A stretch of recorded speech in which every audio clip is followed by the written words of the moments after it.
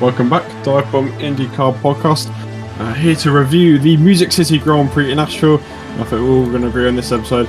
It's a lot less chaotic than we thought it would be. Still a brilliant weekend full of weather throughout the weekend before a little bit of strategy intrigue during the race. But that strategy competition was won by Kirkwood, who took his second victory of the season. And was second on a street course as well after he won Long Beach. And he was a very, very deserving winner on the streets of Nashville. Yeah, I think we kind of expected this episode would be mostly comprised of just unpicking different crashes, who's at fault for this, who's at fault for that, because Nashville in its first 2 years has become renowned for being a massive challenge because it's so narrow, the walls are so close, as Joseph Newgarden said last year. It gets tight, and it did get tight. However, the drivers did a pretty exemplary job of staying clean. There were 17 cautions in the first two races here. We technically had 4 because the start was waved off, but really we had 3 cautions. One of them was for Malukas' rear wing falling off simply because of a failure. So there were only 2 crash-induced cautions. Obviously, one of them turned into a red flag. But yeah, it was still a fun weekend. There was some good racing. As always, it was incredibly physical. It's humid, it's hot, and even you look at the pre-race ceremony, the drivers are looking flustered. They're so hot, they're sweating already. And the aero scoop was mandated on the cars, I think it's called, to, just help with the circulation into the cockpit. But you look after the race and the drivers still look, absolutely beaten up. But yeah, they did an exceptional job really to keep things clean. And it was Kyle Kirkwood who managed to really step up and show once again that he might be the new team leader at Andretti soon enough.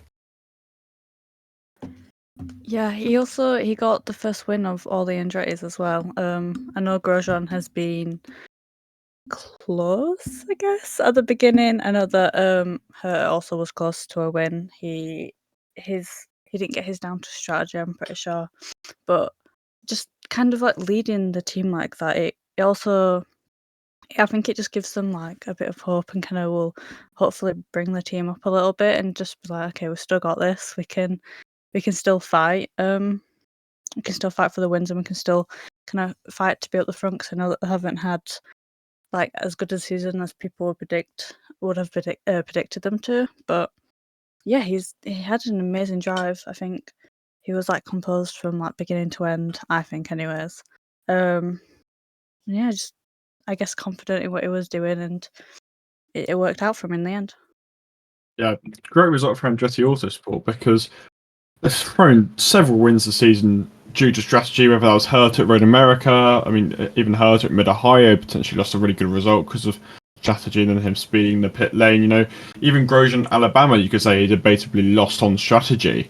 But they absolutely got it bang on today. There were so many strategies going on. There was McLaughlin and Award on their brand of strategy, which we'll probably get onto a bit later. There was sort of the Palou strategy, the front of the pack. But he kind of went on his own strategy to Kirkwood. And he got it absolutely bang on. Brian Herter perfected the strategy, and then Kirkwood executed it fantastically. I feel like Kirkwood is just delivering time and time again on these street courses. You even look at Detroit, which, he could very well have contended for the win there if it wasn't for the incident with Ilott early on. Obviously, he recovered through the pack. Long Beach, of course, getting that first win. He was there or thereabouts at St. Pete's. He did well in St. Petersburg too, until he had that accident. So, yeah, exactly. Master. And I think this weekend as well, I think for a long while, especially off the back of qualifying when they qualified in the front row, Scott McLaughlin, Pato O'Ward, I think they were the two guys we pointed out as maybe having the strongest cars after qualifying, even in the early stages of the race. However, if it wasn't for Scott Dixon causing a rare red flag with a crash, Kirkwood could well have been in the Fast Six and could well have been in that battle for pole, actually. He almost went and improved and got into the Fast Six on his used tyres after the red flag, which was kind of indicative of his pace, that he got really close and no one else really did. And yeah, he was just exceptional again on the Sunday, on the race day. And yeah, of course, the strategy worked out, but as soon as he got to the front, you never really felt like he was under pressure. Maybe slightly on the closing lap when McLaughlin closed up somewhat, but maybe Kirkwood just took his foot off the gas a little bit because he knew he had that margin after an excellent restart late on. But yeah, it was another fantastic drive. He maintained that gap to McLaughlin at sort of between 2 and 3 seconds, around 2.5 seconds for most of that final stint before obviously the cautions came out. But he marshalled them well, and when all was said and done, he looked like he had the strongest race car, which was really impressive. He drove very, very well. It's very similar to Long Beach, where once you got to the front, he looked like a driver well beyond his years, and it was just about closing out the victory, which he did so calmly. It's been such an odd season for Kirk. When you look at his results on paper, and his only top fives are his 2 victories, but there's been many close calls. Detroit, there's a better result on the cards. Indy 500 is obviously the main one. He was running in about the top 5, and it's continuous steps for Kirkwood, and he's back to lead Andretti in the championship, and he was hyped up as a youngster for years and years and years, and although his rookie season was probably a bit underwhelming, he's really stepped up to the mark this year, and he's been absolutely fantastic, and it's definitely one to look at in the future. Yeah, I think he looks so comfortable when he's at the front of the field. You can tell that he's not lost it from that Indy Lights year, winning the 2 championships before coming up to IndyCar. I think he just looks at home at the front, and I think it's just remarkable how he has adapted to going to the top team, really, to going to Andretti after that difficult first year. He didn't let that knock him, and he's immediately come in, and all of a sudden we're thinking, well, maybe Kirkwood's the real deal, because obviously Herta was the one who was sort of almost like the golden boy of Andretti with all of these F1 rumours last year. Yet Kirkwood's come in, the new kid on the block, and he's kind of already up to speed and almost definitely impressing more so than Herta, which is really, really impressive. And yeah, it's soon enough you feel like he's going to be the one that everyone's talking about, and Herta maybe might start playing second fiddle to him. It's been a weird couple of years for Colton Herta, because he does have these flashes of brilliance, but they aren't regular enough as they want to be. And even this weekend, it wasn't a bad weekend as such for Herta. He was running very well in the opening stints until he got slightly off strategy, and then he had a couple of issues here and there, and on one of the restarts where he was getting bumped into literally every wall there was in Nashville. It was a bit of a frustrating day for Herta, because I don't feel he drove particularly badly. He just had a lot of bad luck. I mean, I think he was another that didn't pit during that first caution, but, as it was, that kind of worked out okay for McLaughlin, not so much for O'Ward, as, we'll come on to, as you said, but he had to come back into the pits earlier than he would have liked after that due to fearing damage. He had just several bits of contact. I think he had a bit of contact with Kirkwood even, then Dixon, he had a bigger bit of contact with Dixon. They had to bring him into the pits just to check for damage. He didn't appear to have any damage, but I don't think he even took the final restart in the end. But to be honest, he hadn't really been a feature in the race. I think they maybe said on commentary he had more wall contact after the restart from the caution that ultimately led to the red flag. So yeah, it was a rough day for Herta, who just can't quite seem to get it over the line at Nashville when he's so often had pace, as he showed by qualifying third. I mean, that can't get lost. I think he maybe felt there was more on the table as well, because he was unhappy after qualifying with the 28 stand, I think, for sending Grosjean out too close to him in front of him. So it's just a case of not quite converting where there is pace, whereas Kirkwood, by contrast, seems to take those opportunities. I feel like whilst we're talking on Johnny, he's actually right to touch on Grosjean too. We've had our digs at Grosjean this season, but it was actually a solid day. He was started off on the same strategy as Kirkwood. Obviously, mid race he went to the alternates later on in the race compared to Kirkwood. But 6th place, he kept it quite clean today. You almost feel like it's a result which is actually slightly disappointing. There was more on the cards today, but his first top 10 since Alabama. A much better day for Grosjean, and with the eyes in the future a lot more now, it's something that I can absolutely take as a confidence boost. Yeah, I mean, he would have hoped for more, because at the end of the day, at one stage of the race, he was leading. He never quite looked like he was going to get the win. He was a bit off strategy. He had to go on the alternates when Others are in a better position on the primaries.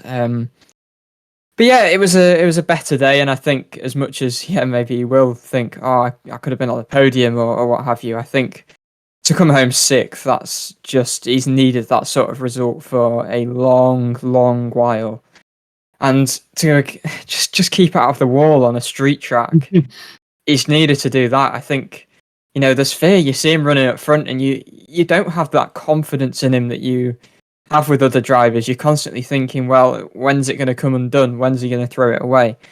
And he's started his route to shaking that a little bit today. I think it was a much more measured drive. I think there was one instance where he was keeping Scott McLaughlin behind him. Then he did go a bit deep and flirted with the wall a little bit, but then came straight into the pits because he was evidently struggling on his tyres. So yeah, it was a much better day from Grosjean, and it'll be a big boost for him because he has been making so many errors, and just the fact he didn't make any contact with any walls, as he unfortunately has been doing quite a lot of, I think that should be a big boost for him going into the rest of the season.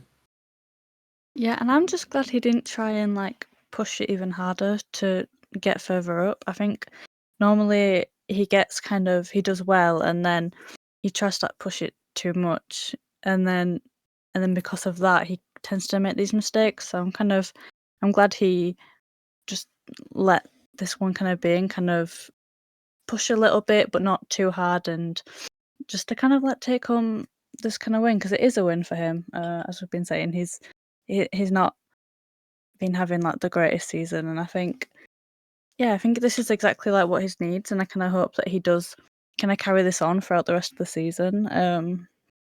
And just restore, like you said, the fifth that people had in him at one point, because he was at the front, and everyone, I know at one point I was as well, saying that he could be in the championship and I know he won't get back to that point, but I hope that he can just continue to have these battles with people that end well and not end with him in the wall. So I think we'll move on to the second place man, who was Scott McLaughlin.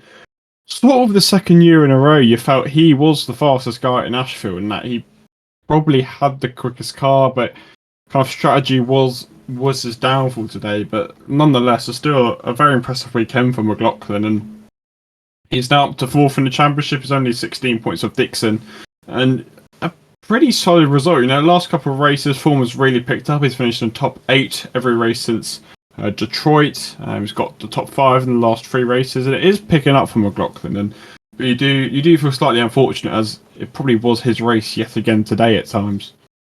Yeah, I think he would have been a worthy winner this weekend. I think there's every argument really that he was probably the driver of the weekend. I think he put in one of the best qualifying performances we've seen, really. I think he was 0.3 up on Pato O'Ward, qualifying on pole, then the margin to Herter in third was 0.6 of a second. He obliterated the field really through qualifying. I think in every session he looked more or less the fastest car. I think it was a bit touch and go in the Fast 12 just because of the red flag, but nonetheless he still had the pace. And I think it's encouraging for him particularly that while his teammates still seem to struggle for pace in qualifying, he seems to have really found something. That's now, I think, four second place qualifying qualifying positions and a pole position as well. So 5 front rows.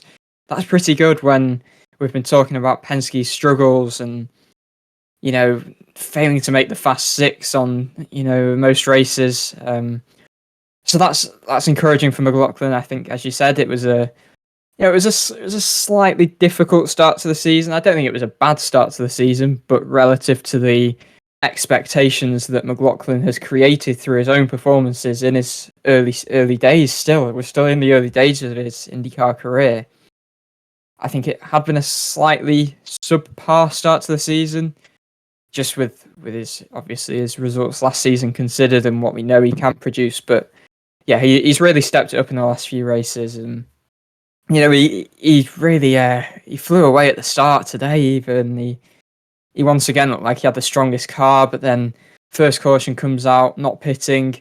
It wasn't a disaster in the end because Alex Palou pitted, and if it wasn't for the late interventions, he may have had to stop again for a splash of fuel and could have been well down the order. But it just didn't quite work out. The race just didn't quite work out as McLaughlin would have wanted. But I think nonetheless, it's another weekend that he can really build upon. And, you know, these are all foundations for hopefully into his 4th year next season, building a championship fight then. And if he can maybe get another win over the line in the closing few races, which, you know, he looks on a trajectory to do that, I think he'll be happy. And I don't think he can be too disappointed. I don't think he could have done that much more. I think ultimately Kirkwood just absolutely nailed it in that sort of second half of the race, and McLaughlin got kind of close at the end, which again will have been painful because, you know, another lap and you never know. He did look like he was catching Kirkwood,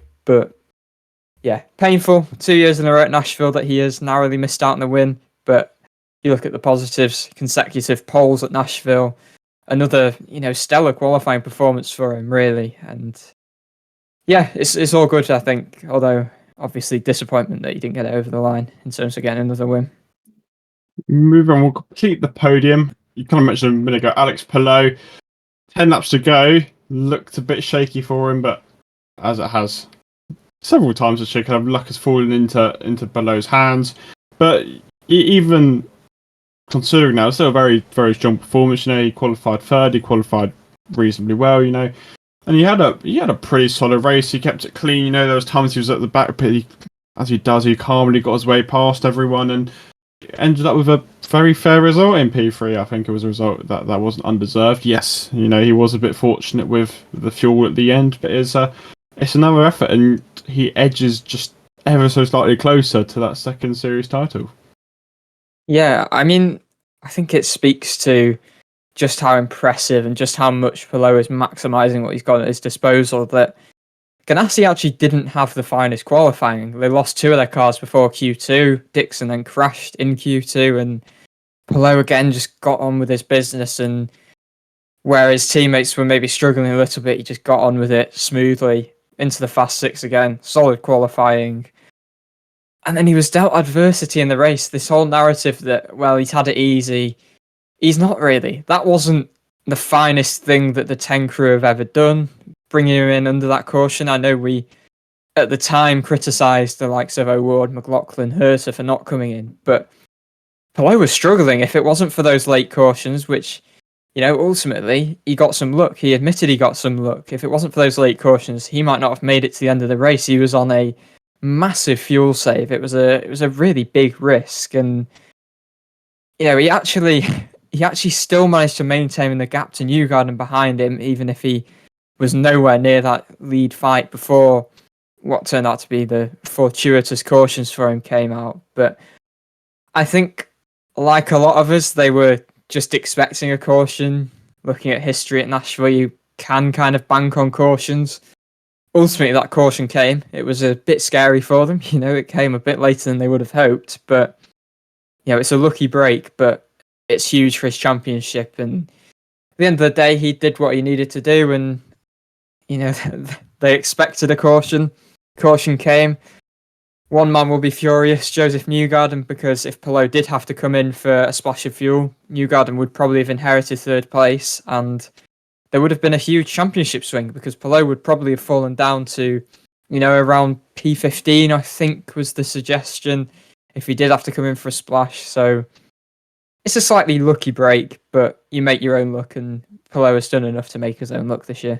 Touch on Joseph Newgarden. He hasn't really gone too well around his home race. It was a fairly quiet day for Newgarden, but whilst Penske have struggled at times this year, they haven't been particularly good on street courses this year. It was a fairly solid result, and he does still keep Palou in touch. It's still a mammoth effort, but he's not down and out yet. And, you know, with Gateway coming up, that could be a huge point swing. There's still a chance. You know, it's a far chance, but the chance is still there for Newgarden to get the title. It's just about kept Palou in range today. Yeah, I think solid is probably the watchword here. It was a quietly strong race. I don't think Newgarden he didn't have the finest of qualifyings. 9th wasn't great. I mean, it's kind of what Penske have managed, really. I think there's been a lot of talk about they may be looking forward to just making improvements next season, and that's what this season has been on, road and street courses. They're kind of just trying to build up to possibly next season being able to challenge on all fronts, a bit more like you look at Ganassi, say. But yeah, the strategy seemed to work with Newgarden. There was a lot of strategy, a lot of different strategies. But yeah, he was kind of chasing Palou, but even with Palou in this massive fuel save, Newgarden couldn't quite close that gap. He still managed to defend against what became quite a train of cars behind him. I think he was maybe having to do a bit of fuel saving himself. But again, he was in the position for if Palou did have to come in and wasn't going to make it on fuel. But it's a crucial race for the championship. This, I think, that was a really crucial moment in the championship. If Palou had to come in, you could be looking at the gap being down into the 60s with Gateway to come, which is probably going to have Newgarden as the favourite again. Anything was possibly still to play for. But as it is, the gap is, it's still in the 80s, so... 84. Yeah, exactly. I think that with 4 races to go, it will take a catastrophe. It would take a quite a disaster even for it to go down to the last race at this stage. I mean, Newgarden would pretty much have to win every race. And the statistics don't particularly look promising for him. He's never won at Portland. I don't think he's actually got a podium at Portland. Yeah, his best finish at Portland is 5th. He's never won at Laguna. He came 2nd last year. To be fair, obviously Gateway is going to be the favourite. He's never actually gone that well at the Indy Road Course either. So it's not a great set of tracks for Newgarden. If it is going to happen, he's going to have to put in the 4 races of his life. But I think maybe this is the moment where I think we kind of admit he's pretty unbeatable. I think Nashville was the last major hurdle for Palou to go over. He kind of touched on Iowa and Nashville for quite a while, saying they could be tripping points for Palou, but he's dealt with both of them brilliantly, and the second title just seems a case of when, not if now. Yeah, I think we're probably looking at yet another second place for Newgarden in the championship. 4th year in a row. Yeah, I think he'll take it this year, having won the 500, which, by the way, saw I think the 31st of July named the Joseph Newgarden Day in Tennessee. I think it was the 31st of July. Yeah, I think it was. Yeah, that's quite something to take away. That's quite an accolade. Yeah, probably one of the more bizarre achievements the driver's got, but I'm sure he'll take it. Yeah, he won't have the IndyCar Championship, or most likely, barring a miracle, won't have the IndyCar Championship, but he will have an Indy 500 crown. Yeah, and he'll look back on the season as a huge success, and if he does manage to win at Gateway, that's also going to be an absolutely unbelievable achievement to win on every oval. If he does that, that is a feat which would be very difficult to match ever again. Yeah, I think it would be one of the greatest non-championship winning seasons you could possibly have. I mean, It would be five wins in 2 successive seasons and not winning the championship, which is quite harsh, really. It's quite harsh. It speaks to that inconsistency. I think that's why they want to just focus the season on improving on road and street courses. Yeah, and then maybe next year can finally be the year. Yeah, I mean, it's only his second. It's the second best result on a road and street this year. It's best on a straight. It just hasn't really worked out on road courses and street courses this year for Penske. As you said, I think it's kind of developing into next year, because they reassess, reevaluate, rebuild, see what happens into next year. Keeping the same lineup, they're keeping the same. Whilst Ganassi are going to be going through turbulent change, next year is potentially a huge chance for Penske to get on the title. With Palou leaving and the whereabouts of McLaren unknown and huge changes at Ganassi, it's going to be a big season next year for Penske. So it's definitely something they need to look towards. Going on to 5th place, he was Mr. Consistent, Scott Dixon. I don't think there's too much to say about his race. It was very Scott Dixon-like. Yet another top 5. His consistency is unreal this season. Fairly decent result. Stays 3rd in the standings. Not really too much to say. Apart from bringing up his crash in qualifying, which was unusual. Yeah, clipping the inside wall, going quite square into the outside wall. Actually, it was a fairly big hit, but Dixon, he doesn't let it affect him. The Iceman bounces back and has a solid Sunday. Not a Sunday on par with Alex Palou, it just speaks to how well Alex Palou's doing. That even today with his mammoth fuel save, Dixon still couldn't get close to Palou, and yeah, it was a consistent Scott Dixon. It's just a continuation of his consistency, really. 6th place went to Roman Grosjean, who we sort of touched on already. Better weekend. We look down to P7 is Marcus Ericsson again, a very Ericsson sort of day. There or thereabouts, nothing too special. Decent weekend. That's about it, really. Yeah, I mean, it was an Ericsson sort of result, but he actually had quite a rocky weekend.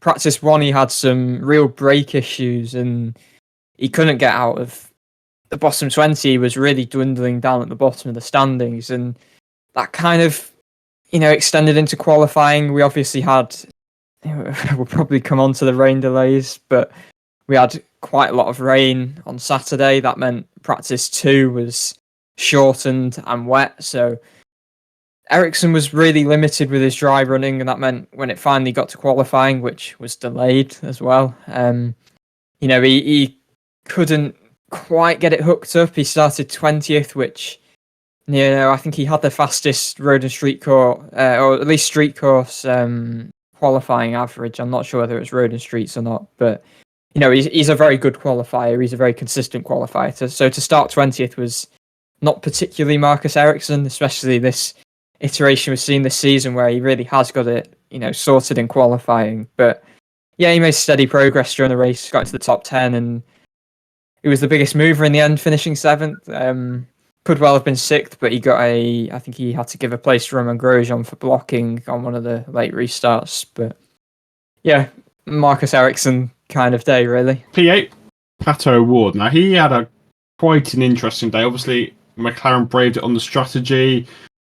Obviously, look at Palou and say that's the right call. It was a bold one, but then again, you never knew what was going to happen with the cautions. Maybe McLaren and McLaughlin were expecting a caution immediately after that one, which would have helped their strategy. Another very frustrating day for McLaren because the pace is there. It's just when they get into traffic, it seems very difficult for them to overtake, particularly around a place like Nashville.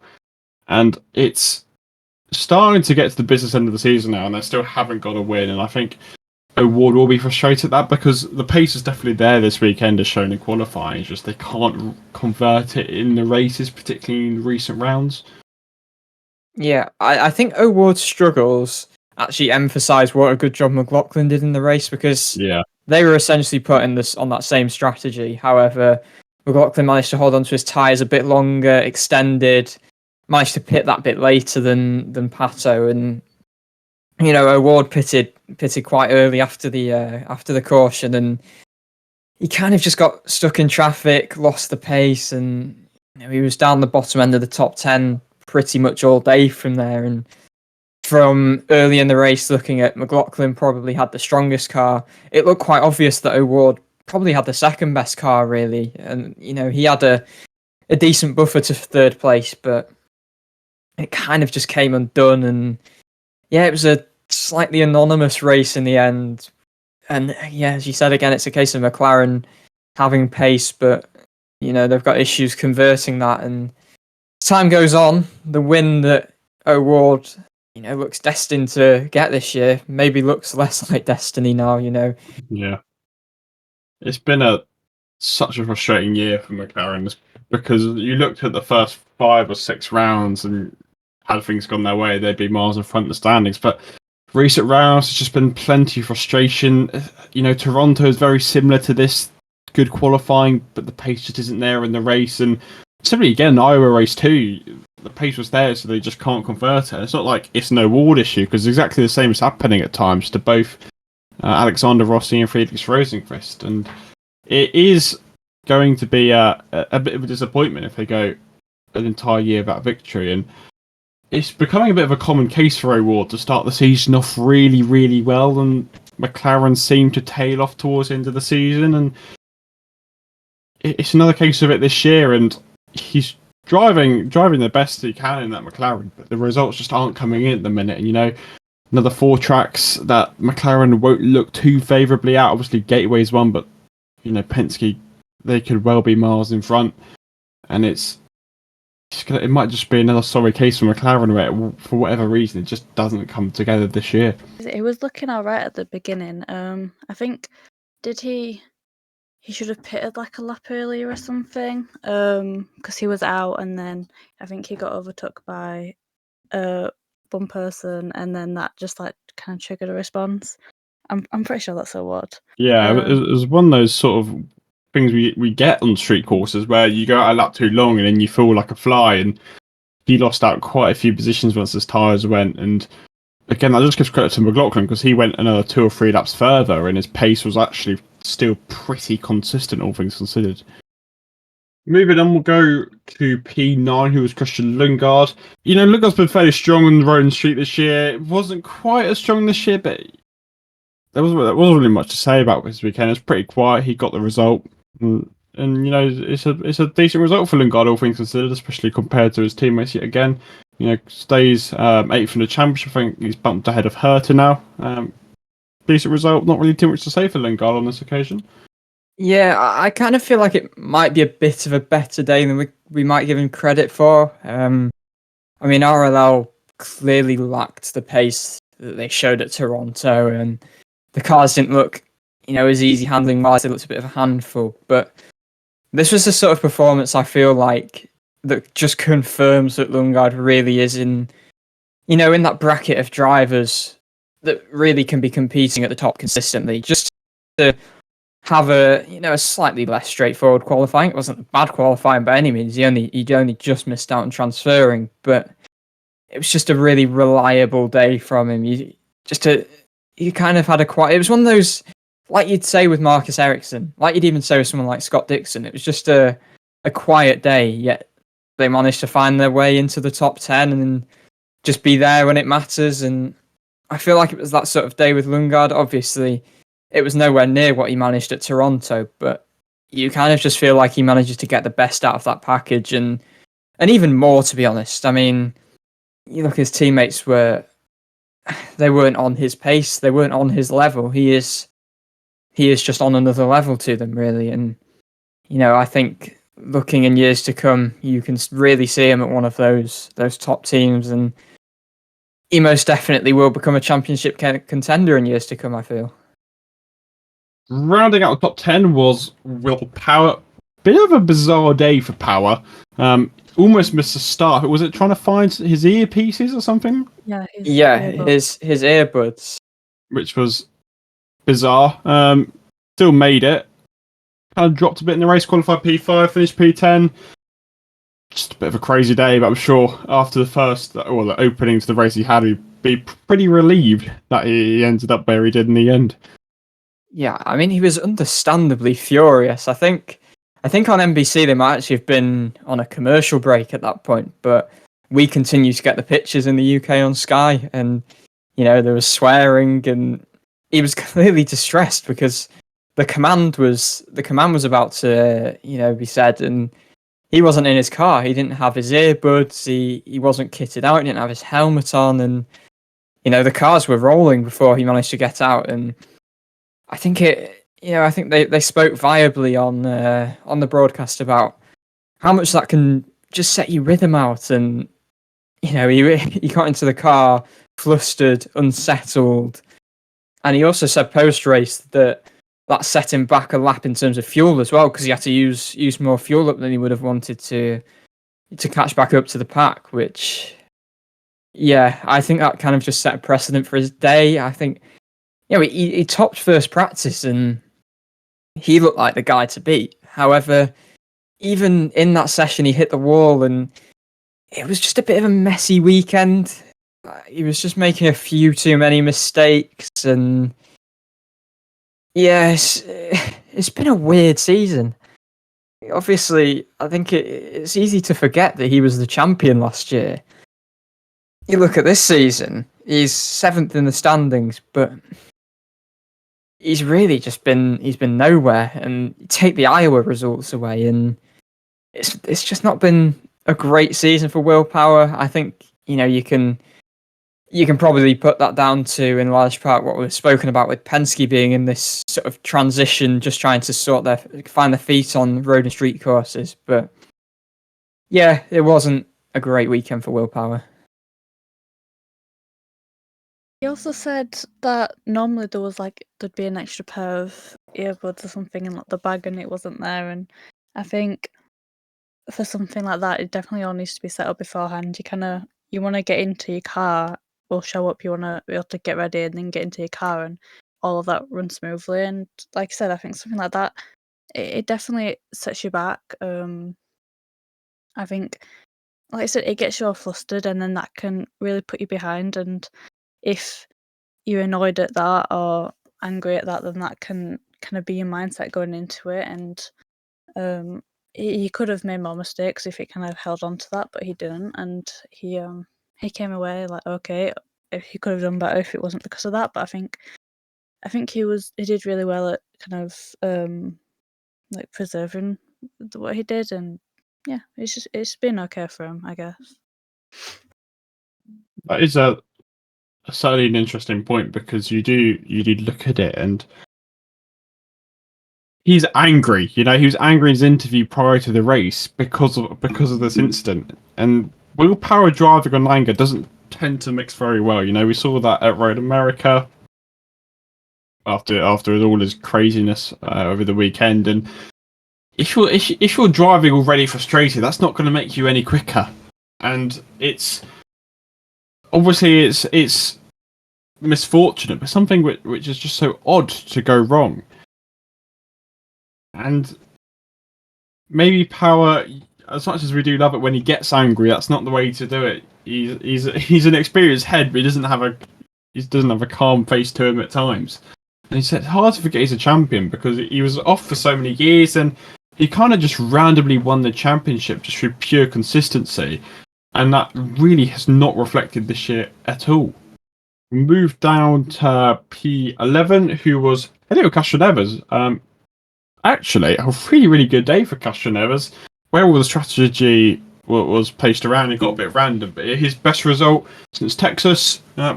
Good day for Castroneves. It looks like it's coming to a close to his full-time IndyCar career at the very least, but a very decent result on the streets of Nashville. Yeah, impressive. I think we've not really seen that much of him on road and street courses this year, apart from, unfortunately, it has to be said, when he's facing sideways along the track. Usually somehow avoiding walls, but spinning quite a lot. And it's just been a messy season. But this was, one of his strongest road street course performances in a long while. He was, running on the edge of the top 10 for a while. He was dueling with even his former Penske teammate Will Power at times, and he even produced an absolutely excellent save while trying to pass a McLaren. I don't know which McLaren it was. I think it might have been Rosenqvist.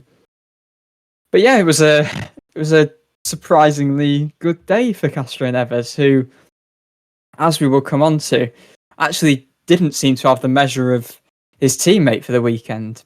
But yeah, managed to pull out what could be one of his last, fairly strong results in IndyCar. I know, obviously we're going down in order, but I think it is actually a good time to bring up his teammate, who this weekend was Linus Lundqvist.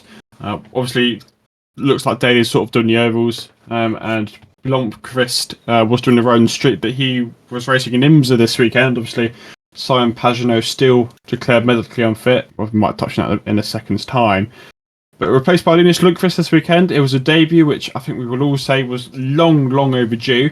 He was the one who actually caused the caution, which kicked off all the mayhem at the end. But it was actually a very, very impressive showing from Lundqvist this weekend. He transferred into the Fast 12, something that neither Pagenaud or Castroneves have done in abundance this year. And he was running in the top 5 at times during the race, and obviously he fell on the order slightly later when he had his incident. But all round, a very, very strong weekend and an absolutely great trial to any team potentially looking at his signature for 2024.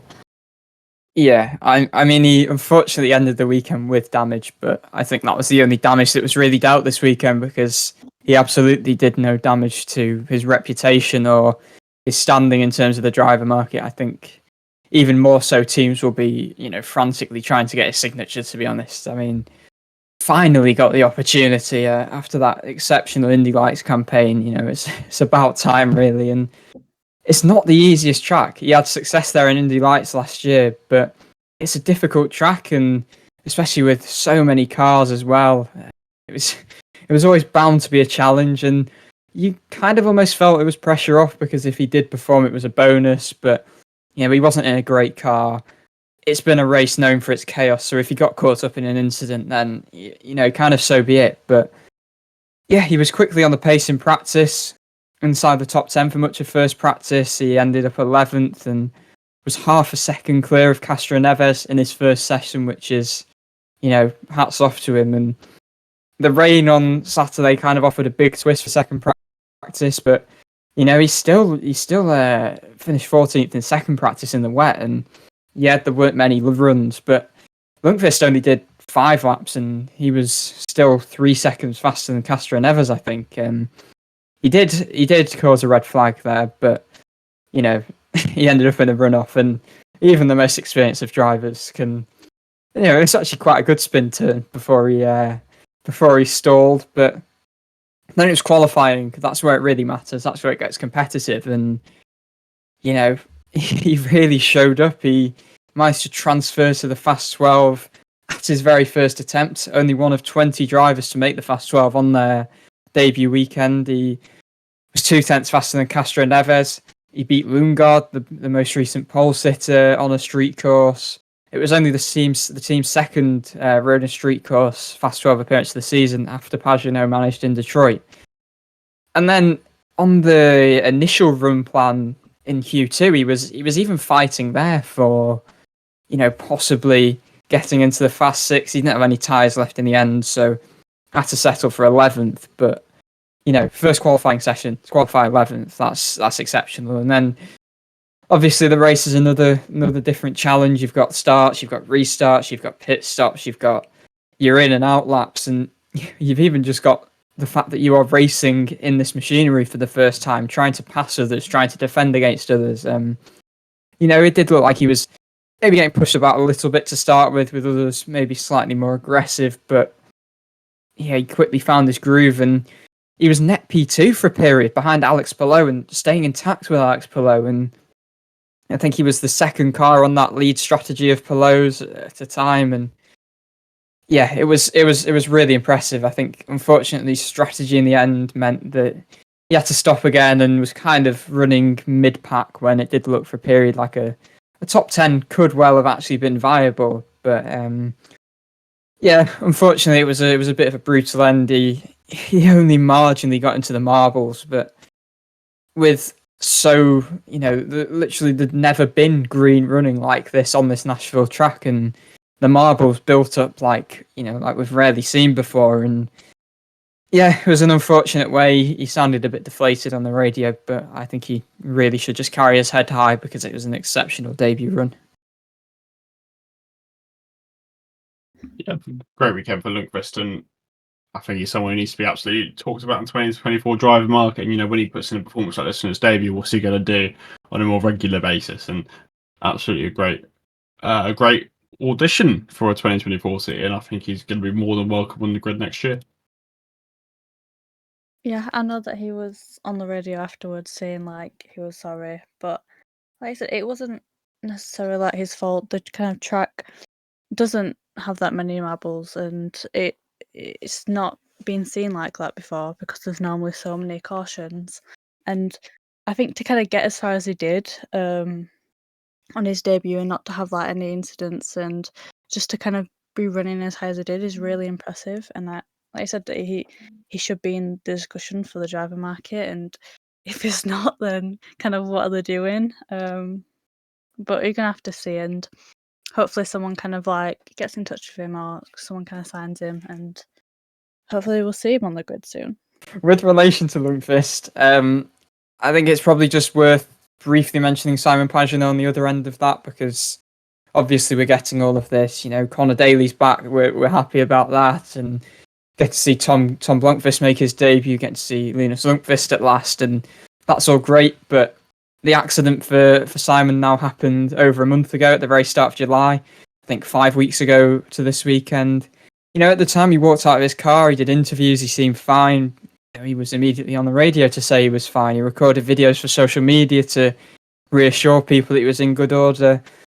He stayed on at Mid-Ohio. I think he was in Toronto as well for the race. But I think, it showed with Newgarden and over a shorter period of time after Iowa last year, things can deteriorate because obviously you had Newgarden fainting in the paddock and having to be taken to hospital. And, we're assured by statements that Pagenaud's making progress, and I'm sure he was. But, the word was that he didn't do Iowa because it was, it was a physically challenging doubleheader in high temperatures. You're expecting 2 weeks later that, we'd be fine, but still not being cleared. It's a bit of a concern. Nashville, arguably the hottest race on the calendar, so again, maybe you can understand that.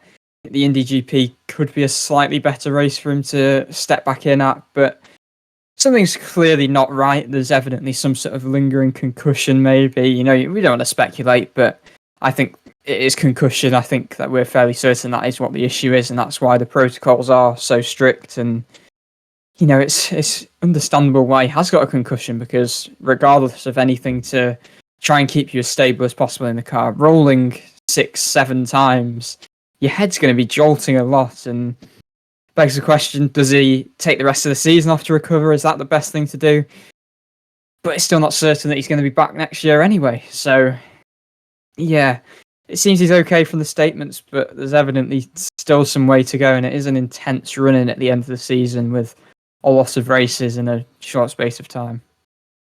It is a very difficult one. We would love to see Pagenaud back soon. As you said, maybe the heat of Nashville and even the high chance of an accident maybe deferred him over to recovering later. But Indy GP's less physical track. Track he knows very well. Is a good track if he were to come back. There's also he's got the week off after between that and Gateway.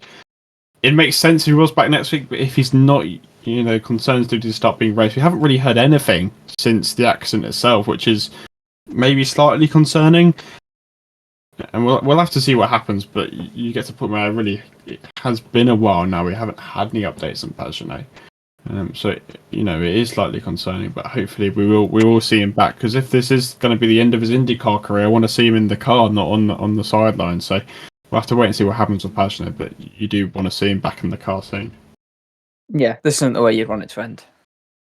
I think we'll whiz down the order, kind of pick up on the key drivers. I think the rest of them are fairly quiet. Eilert was 12th ahead of Armstrong, both fairly quiet weekends. Now, Rinus VeeKay was 40th. Now, Rinus VeeKay tended to be quite quiet this season, but he was the first one to go off strategy. He was was in the front pack for a proportion of the race. An instant of Alexander Rossi. We have a crazy day for VeeKay compared to what the rest of the season's been like.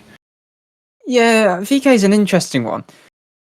You just don't see enough of him. I kind of, maybe he is doing good stuff. I think I've heard this point raised that I think it could be he's just a victim of that Ed Carpenter team really severely struggling, and he is maybe doing good stuff, and you do see him occasionally popping up higher up the field because of some strategy and getting his elbows out, but he's one that's just kind of disappeared off the radar a bit. But yeah, it was a busier day, but not always for the right reasons. He had that contact with Rossi, which ultimately put pay to Rossi's race in terms of any competitive running in the latter stages, and I think VeeKay got a penalty as well. So yeah, he got a penalty, still to finish 14th. Fair enough, that's a decent run, but yeah, it's an interesting one because he's one that was really on the radars of some of the top teams, but we just don't see that much of him. Very easy to forget he was almost at McLaren last year, so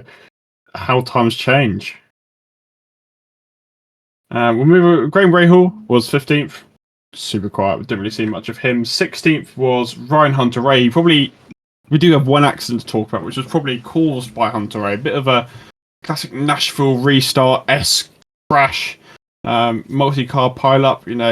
Was it Hunter Ray's fault? We all agreed it, or what do you think? So, for more racing incident. It's kind of. I don't know if I'd pin the blame completely on Hunter Ray. I think Rosenqvist got in the marbles, and then ultimately you get in the marbles. As much as he tried to turn the car, he wasn't getting any purchase, and it's kind of into the tyre barrier. And then unfortunately, Canapino, Peterson were just innocent victims, just going into the back of one another and not have enough time to react. I think I'd personally say it was more of a racing thing. I think, yeah, it was just a classic Nashville restart incident. A few cars checking up. I'll use it again. It gets tight. Stingray Rob, he's 17, friend of the podcast, is actually his best finish in IndyCar. It was actually a decent day for Rob. He was running up in the battles of top 10 at times, and he got a very solid finish. Yeah, it was a good job. I think he had a really good start, actually. He made up quite a lot of places. He was running around 17th, I think, at the start. And I don't think by that stage there had really been too many pit stops either. So it was encouraging. Is it enough to salvage his IndyCar career? I really hope he gets another year. I think it's incredibly harsh for rookies to lose their seat after a year. But that remains to be seen. But I think he's making steps forward. I think if there are errors now, it seems more the team are doing some errant things, really, whereas Rob earlier in the season was guilty of putting cars in the wall, spinning, making mistakes, whereas he really seems to have cut that out, and now that can kind of give him focus to really improve his pace, improve his driving, and maybe it's a little bit too late. It shouldn't be too late. As I said, patience is needed with rookies, but yeah, at the end of the day, if this does end up being his only season in IndyCar, this is the sort of result you can look back on, hopefully with a bit more pride. Yeah, and it's been definitely an upturn in form for Rob. He finished, he only finished 5 of the first 6 races of the season. Then we interviewed him, and he's finished every race since, apart from Iowa. Obviously, Iowa, you can't really shift the blame fully on him. And the form is improving. There is a couple of rumours floating about he might be back for next year, and I think we'd all really like to see that. But a good result for him. Santino Ferrucci was 18th ahead of Alexander Rossi in 19th. I think Rossi's day was done after the VK incident, as we said. Then we move on to retirements, who are Canapino, who was involved obviously in that incident, Herta, who parked up at the final restart, we touched him earlier, and then Rosenqvist was also involved with that incident, as well as Peterson. Jack Harvey, bit of an embarrassing moment, crashed under caution. Harvey. Yeah, where do you go? I mean, it looked like another day where something could happen. I think the one that really stands out to me, obviously, is after the strong qualifying at the Indy GP earlier in the year. Maybe he'll hope for something similar next weekend, but it's painful. Obviously, we won't hide it. We want the Brits to do well, but it's hard. It's hard to watch because he's got it in him. He was up there fighting near the front when he was with Shank in 21, but it's just not worked out for him at Rahal. He was running well at times today. I mean, that's the thing. Yeah, he was up there in the top 10. He was nearby to Lundgaard, but whenever something like that, he looks in a promising position, something unfortunately seems to happen. It was a weird one because it wasn't the caution that he crashed, was it? Yes. We saw that at Detroit as well, because I think Stingray actually gave us an explanation for that. Something about tyre temperatures? Or... Yeah, something like that. Yeah, but yeah. Rahal's was a bizarre one, if you remember, where he just completely understeered. Yeah, poor Jack Harvey. I think he seems like a really good guy, and I'd love to see him get another chance because I've not completely lost hope on him, but he's just in a rut that he can't get out of, and I don't think it's going to work out for him at the Rahal team, that's for sure. Lundqvist ended up 25th ahead of Di Francesco in 26th. Bit of an odd day for Di Francesco. He had a bit of a moment, and then seemed to have parked it sometime after then. Yeah, an odd day and an odd delivery as well. Yeah, and then all the stuff started falling off his car. We had bits of carbon flying everywhere. And the livery, I think the less said the better on that. I think the best thing is probably to move on about the livery. Last car was David Malukas, who's actually had a really good weekend. He qualified in the Fast 6. He got past Palou at the start, and then his rear wing just failed.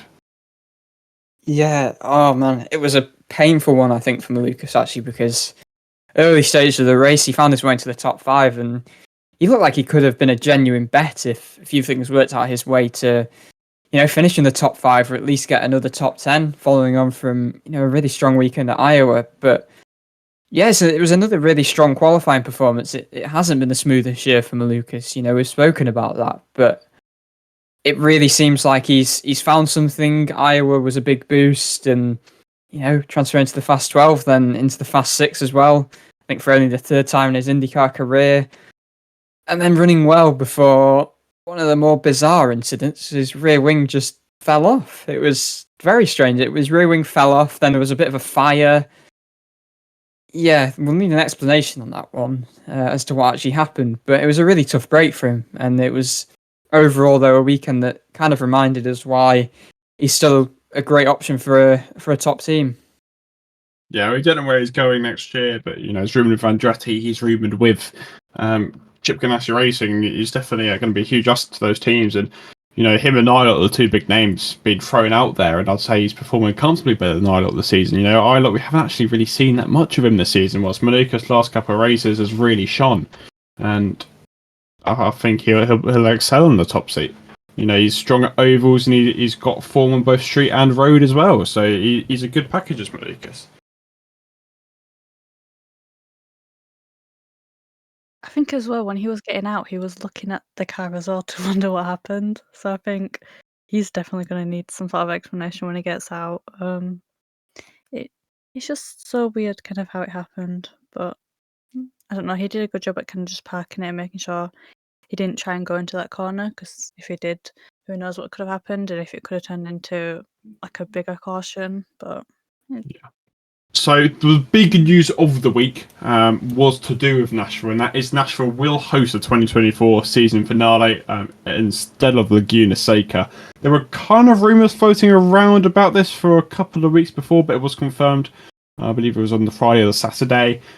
Layout is also changing. We did news was going to happen, and Nissan Stadium is going under work, so a bit of a different track layout. The main difference is we'll be going down Broadway next year. First of all, I think we'll start about the track layout. It's been cause of interest. What do we think of it? I mean, you look at it and it's not hugely dissimilar. There are obviously changes, and I think there was in the hope to make it slightly less chaotic. But this year, to be fair, has actually filled me with a bit of confidence that regardless of the layout, Nashville can work, and it's not just going to be complete carnage. And the drivers, if they behave themselves and do the sort of creditable job they did today, then it can work out. I think that was the fear when it was first, the rumours first came out that Nashville might be hosting the final race, was that, well, you look at the last 17 years where it's come down to the championship being decided in the final race. Nashville the last couple of years has been a little bit of a lottery, winners coming from mid-pack, all of your ridiculous amount of cautions, 17, I think I said earlier.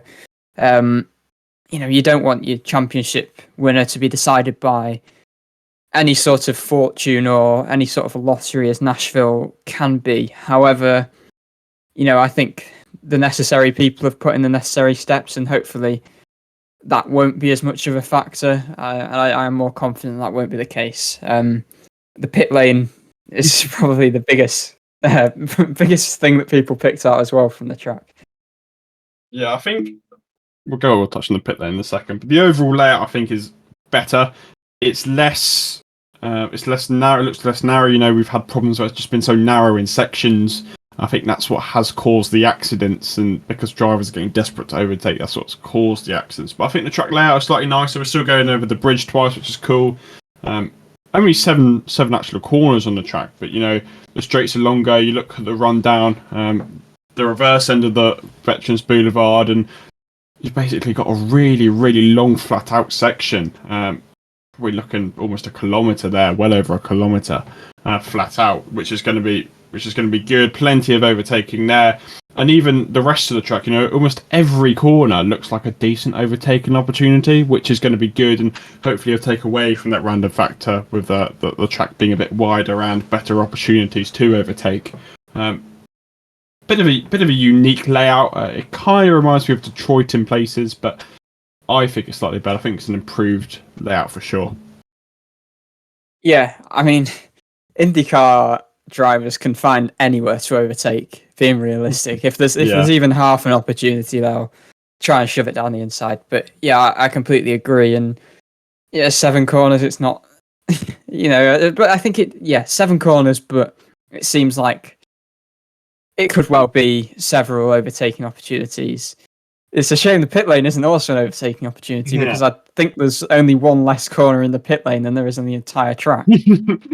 Yeah, the pit lane is a really bizarre one because you've got a dramatic right-hand turn before it goes down maybe 100 meters or so, and then a hairpin where it's the same length, and then you've got 2 dual left-handers. Now I don't know how this is going to work. Whether they just have pit stands on both sides before and after the hairpin, even after the left-hand turn, but it looks like a mini track in itself. The pit lane, it is very, very unusual.